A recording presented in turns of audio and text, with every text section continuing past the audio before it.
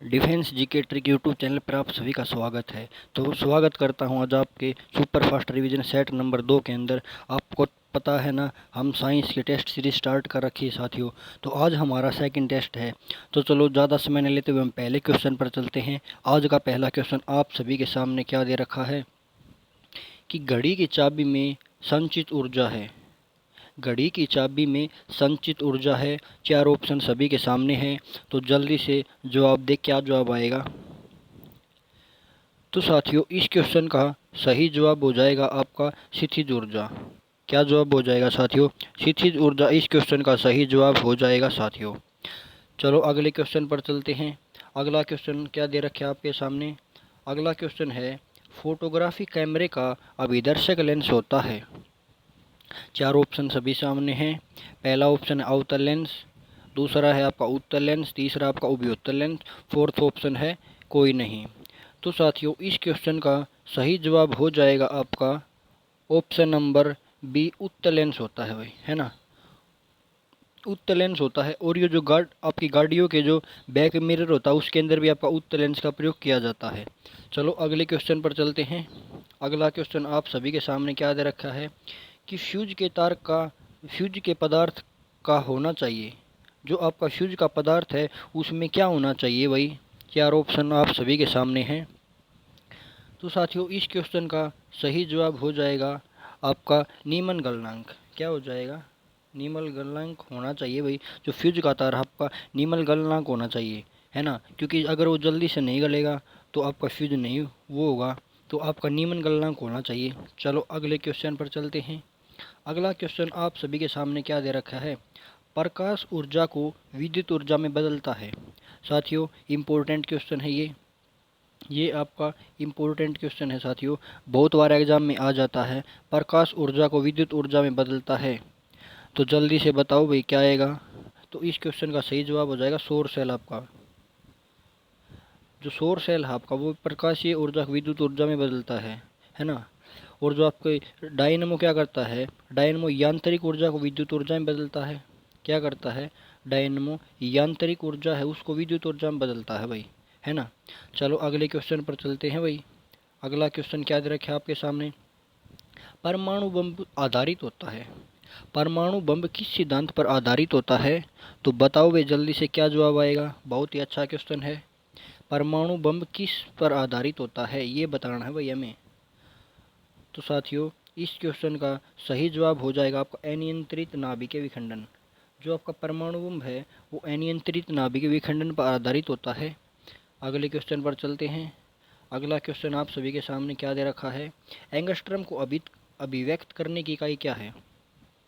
Angstrom को अभिव्यक्त करने की इकाई क्या है? तो जल्दी से बताओ भाई क्या जवाब आएगा इसका। तो साथियों इस क्वेश्चन का सही जवाब हो जाएगा आपका तरंग दैर्घ्य, है ना। क्या हो जाएगा? तरंग दैर्घ्य हो जाएगा। जो तरंग दैर्घ्य है वो एंगस्ट्रम मापा जाता है तरंग दैर्घ्य के द्वारा। इसकी इकाई है एंगस्ट्रम मापने की तरंग दैर्घ्य। चलो अगले क्वेश्चन पर चलते हैं। अगला क्वेश्चन आप सभी के सामने क्या है दे रखा है कि ताप का एसआई मात्रक क्या है? ताप का एसआई मात्रक क्या है साथियों? तो साथियों इसके जो आपके ऑप्शन हैं वो थोड़े नीचे आ गए हैं भाई साथियों, है ना। ये आपके जो ये ऑप्शन है थोड़े नीचे आ गए हैं कि ताप का एसआई मात्रक क्या होता है साथियों। तो आपको सभी को पता है कि ताप का एसआई मात्रक क्या होता है, कि ऑप्शन नंबर फर्स्ट इसका सही जवाब हो जाएगा। ताप का एसआई मात्रक क्या होता है साथियों? केल्विन होता है भाई। ताप का एसआई मात्रक क्या होता है साथियों? केल्विन होता है ताप का एसआई मात्रक। चलो अगले क्वेश्चन पर चलते हैं। अगला क्वेश्चन अब यहाँ पर आ गया पर डेसिबल। तो डेसिबल किसकी इकाई होती है? आपको पता है ना, ध्वनि मापने की इकाई क्या होती है? डेसिबल होती है भाई, है ना। चलो अगले क्वेश्चन पर चलते हैं। ध्वनि की पिच का निर्धारण होता है। क्या क्वेश्चन दे रखा है कि जो ध्वनि है उसकी पिच का निर्धारण किसके कारण होता है? 4 ऑप्शन आपके सामने हैं। गति से, आयाम से, आवर्ती से और प्रबलता से। तो साथियों इस क्वेश्चन का सही जवाब हो जाएगा आपका आवर्ती से। जो ध्वनि की पिच का निर्धारण है ना साथियों, वो किसके द्वारा होता है? वो आपका आवर्ती के द्वारा होता है भाई, है ना। चलो अगले क्वेश्चन पर चलते हैं। अगला क्वेश्चन क्या दे रखा है आपके सामने? विद्युत आवेश का मात्रक क्या है? जो आपका विद्युत है उसको मापने का आवेश क्या है? विद्युत आवेश का मात्रक क्या है? तो चार ऑप्शन आपके सामने हैं, तो जल्दी से बताओ भाई क्या जवाब आएगा साथियों। तो साथियों इस क्वेश्चन का सही जवाब हो जाएगा आपका कूलाम। विद्युत आवेश का मात्रक क्या है? कूलाम है। और जो आपका एम्पियर है वो किसका मात्रक है? जो विद्युत धारा है उसका मात्रक एम्पियर है साथियों, है ना। चलो अगले क्वेश्चन पर चलते हैं। अगला क्वेश्चन क्या दे रखा है? सूर्य की किरणों की तीव्रता मापने वाले उपकरण को क्या कहते हैं? सूर्य की किरणों की तीव्रता है वो किसके द्वारा मापी जाती है? तो भाई जल्दी से बताओ भाई क्या जवाब आएगा कि सूर्य की किरणों की तीव्रता किसके द्वारा मापी जाती है ना। तो साथियों इस क्वेश्चन का सही जवाब हो जाए आपका एक्टियोमीटर के द्वारा। एक्टियोमीटर के द्वारा सूर्य की किरणों की तीव्रता मापी जाती है। अब क्वेश्चन आ गया बैरोमीटर। बैरोमीटर के द्वारा क्या मापा जाता है? तो वायुमंडलीय दाब मापा जाता है आपका बैरोमीटर के द्वारा, है ना। क्या मापा जाता है बैरोमीटर के द्वारा? वायुमंडलीय दाब मापा जाता है बैरोमीटर के द्वारा। चलो अगले क्वेश्चन पर चलते हैं भाई। अगला क्वेश्चन, क्वेश्चन नंबर 11 आप सभी के सामने है। लोगरिथम के आविष्कार कौन है भाई, है ना। लोगरिथम के आविष्कार कौन है? तो जल्दी से बताओ भाई क्या जवाब आएगा कि बोल्ट हैं, जॉन नेपियर हैं, न्यूटन हैं या विलियम हार्वे हैं, है ना। तो साथियों इस क्वेश्चन का सही जवाब हो जाएगा आपका क्या हो जाएगा भाई? जॉन नेपियर हो जाएगा भाई। लोगरिथम के आविष्कारक कौन है? जॉन नेपियर है भाई, है ना। चलो भाई अगले क्वेश्चन पर चलते हैं। अगला क्वेश्चन क्या दे रखे आपके सामने कि क्वांटम सिद्धांत के प्रतिपादक कौन है भाई? क्या क्वांटम सिद्धांत के प्रतिपादक कौन है साथियों? तो चार ऑप्शन आपके ये हैं नीचे। चार ऑप्शन आप सभी के क्या दे रखा है कि एडिसन है, न्यूटन है, कूलाम है और मैक्स प्लांक है ना। तो भाई इस क्वेश्चन का सही जवाब क्या हो जाएगा? तो जल्दी से बताओ भाई क्वांटम सिद्धांत का प्रतिपादक किसने किया था भाई? तो जल्दी से बताओ भाई। तो साथियों इस क्वेश्चन का सही जवाब हो जाएगा आपका मैक्स प्लांक। क्या हो जाएगा आपका? मैक्स प्लांक ने किया था भाई। किसने किया था? मैक्स प्लांक, है ना। ये आपका सही जवाब हो जाएगा, ठीक है ना। तो इस क्वेश्चन का ऑप्शन नंबर कौन सा सही हो जाएगा? ऑप्शन नंबर आप कहोगे कि सर इस क्वेश्चन का ऑप्शन नंबर डी बिल्कुल सही हो जाएगा, मैक्स प्लांक, है ना। चलो अगले क्वेश्चन पर चलते हैं भाई। अगला क्वेश्चन क्या दे रखा है आपके सामने? जो पनडुब्बी आधारित होती है ना। पनडुब्बी है किस पर आधारित होती है भाई? तो जल्दी से बताओ भाई पनडुब्बी किस पर आधारित होती है? चार ऑप्शन आप सभी के सामने हैं। क्या क्या दे रखा है? न्यूटन का प्रथम नियम, आर्किमिडीज के सिद्धांत पर, पास्कल के नियम पर और ऊर्जा संरक्षण के सिद्धांत पर, है ना। तो साथियों इस क्वेश्चन का सही जवाब क्या हो जाएगा आपका? आर्किमिडीज के सिद्धांत पर। जो आपकी पनडुब्बी है वो आर्किमिडीज के सिद्धांत पर आधारित होती है ना। और न्यूटन का पहला नियम है ना उसको जड़त्व का नियम भी कहा जाता है भाई। न्यूटन का पहले नियम को जड़त्व का नियम भी कहा जाता है। अगले क्वेश्चन पर चलते हैं। अगला क्वेश्चन क्या दे रखा आपके सामने कि प्रकाश तरंग दैर्घ्य उदाहरण है ना। प्रकाश तरंग उदाहरण है, जो प्रकाश तरंग है वो किस कैसा उदाहरण है भाई ये बताना भाई हमें, ठीक है। चार चार ऑप्शन आप सभी के सामने हैं। ध्वनि तरंग का, विद्युत चुंबकीय अनुप्रस्थ तरंग का, बैंगनी तरंग का और इनमें से कोई नहीं। तो साथियों इस क्वेश्चन का सही जवाब हो जाएगा आपका विद्युत चुंबकीय अनुप्रस्थ तरंग। जो आपका प्रकाश तरंग है वे विद्युत चुंबकीय अनुप्रस्थ तरंग का उदाहरण है भाई, है ना। चलो अगले क्वेश्चन पर चलते हैं भाई। अगला क्वेश्चन क्या दे रखा है आपके सामने? ट्रांसफॉर्म किस सिद्धांत पर काम करता है भाई, है ना। क्या ट्रांसफॉर्म आपका वो किस सिद्धांत पर काम करता है ये बताना है भाई हमें। तो चार ऑप्शन आप सभी के सामने हैं। तो साथियों जल्दी से बताओ भाई क्या जवाब आएगा इस क्वेश्चन का। तो साथियों इस क्वेश्चन का जवाब हो जाएगा चुंबकीय प्रेरण, है ना।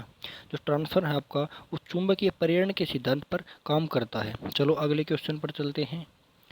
अगले क्वेश्चन क्या दे रखा है कि सूर्य के प्रकाश का आंतरिक परावर्तन हो सकता है। जो सूर्य का प्रकाश है ना उसका आंतरिक परावर्तन कब हो सकता है भाई? तो चार ऑप्शन आप सभी के सामने हैं। क्या क्या ऑप्शन है कि वायु से जब प्रकाश कांच में जाए, वायु से जल में जाए, वायु में जाए या कांच से वायु में जाए भाई, है ना। तो साथियों इस क्वेश्चन का सही जवाब क्या हो जाएगा? कांच से वायु में जाए, ठीक है। तो कांच से वायु में जाएगा तो प्रकाश का परावर्तन हो सकता है ना। चलो भाई अगले क्वेश्चन पर चलते हैं। क्वेश्चन नंबर 17 का आपके सामने क्या है? ईमन में से किसका अपवर्तनांक सर्वाधिक होता है भाई, है ना।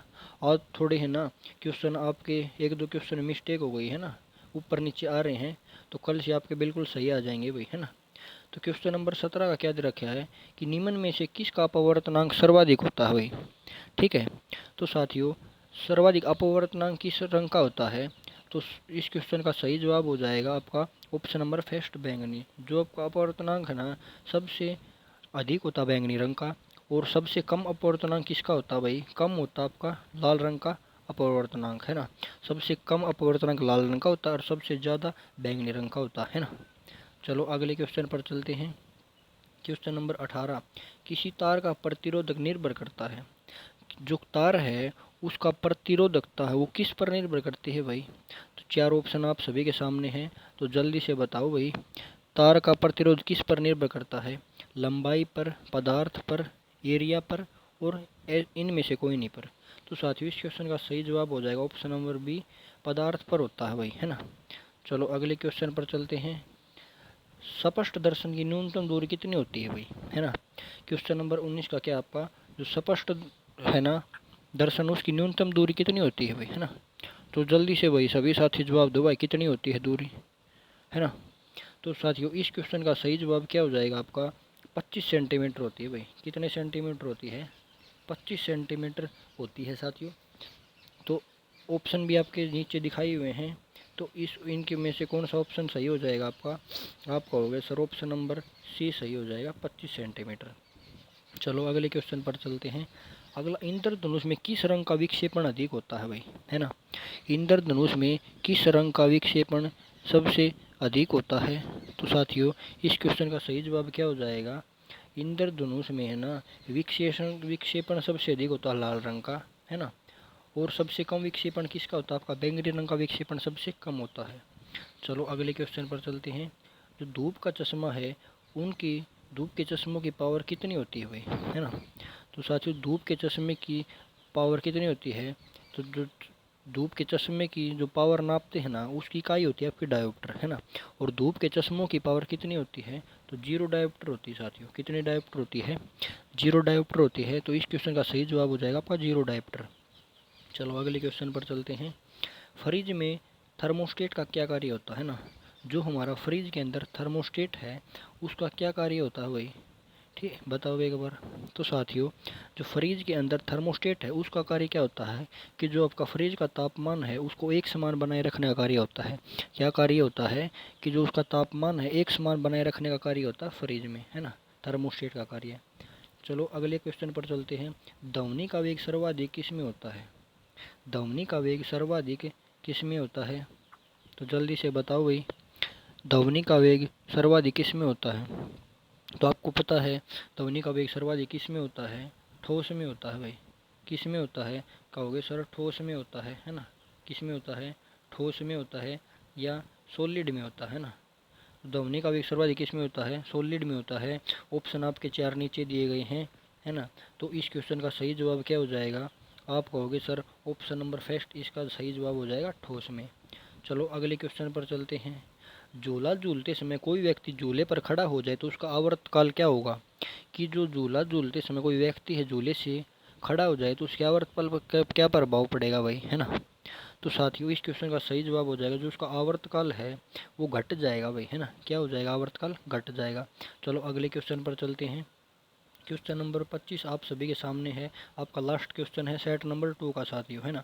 और कमेंट करके ये भी बताना कि आपको ये क्लास कैसी लगी, अच्छी लगी है क्या, है ना। क्योंकि आपको जो इसके अंदर जो मोस्ट इंपॉर्टेंट क्वेश्चन करवाए जा रहे हैं साथियों, डेली आपको एक सेट करवाया जा रहा है जिसके अंदर 25% करवाए जा रहे हैं ना।